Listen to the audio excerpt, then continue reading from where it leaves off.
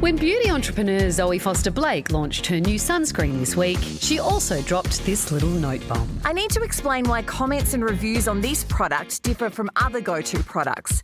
As it's a TGA listed product, there are regulations about how I, we, you, anyone talks about it. So I only have 60 seconds, so...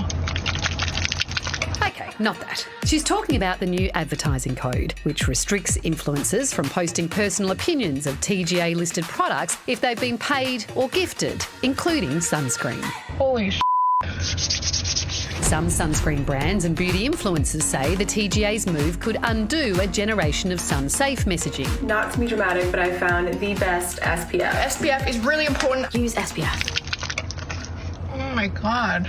The way people are consuming sunscreen has changed, and I do think social media has really opened the door for a lot of people about considering an SPF when they otherwise wouldn't. While influencers may have done us a dirty with the old detox teas and crystal-infused water bottles, This opens the heart chakra. they are the new face of Slip Slop Slap for millennials and Gen Z. 100% mineral sunscreen, SPF 50 plus. It's not as sort of sticky as a regular sunscreen. SPF 50, oh my God, look at that glow. I would put my life on the line for this. Sunscreen is such a brilliant thing that people are now pushing on social media and making it fun and cool and interesting and sexy. We should keep that going as much as possible. The more people that use sunscreen, the better. Naked Sundays, I'm obsessed. Go check them out. The Aussie sunscreen market is worth more than $600 million and has been growing by 6% each year for the past 5 years. I've been in the beauty industry for over 20 years where we used models and, quotes over them to pretend that they used our products. The world's come a long way in trying to be really honest in terms of what product experiences are like. The TGA says their code does not prohibit adverts or paid endorsements, but is designed to ensure that product reviews are genuine and not influenced by money. The problem with the new TGA rules is they're just so vague and no one really understands them. So the influencers are not wanting to share this sun-safe message. This next generation, where are they going to get the information if no one's allowed to share sunscreen anymore on social? I think this is a scam.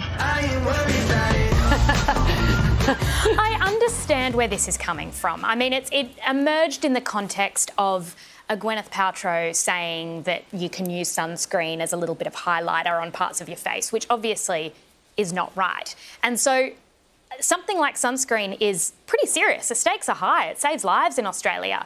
So having guidelines, I understand, but I think the pendulum has probably swung a little far in terms of people not being able to really promote great products, because what we need, especially in Australia, is a generation of young women and men using really good sunscreens. And if it's not a great product, if it's white, like really white, or it's sort of it's greasy, they're not using it. They'll stop using it. So we need great products. I can see the frustration.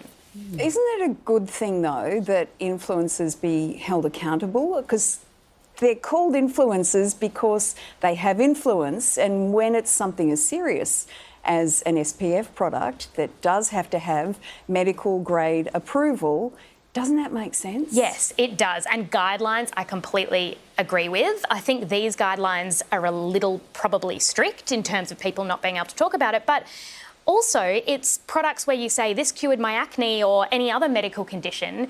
You can't say that because it misleads people. So it's trying to combat misinformation.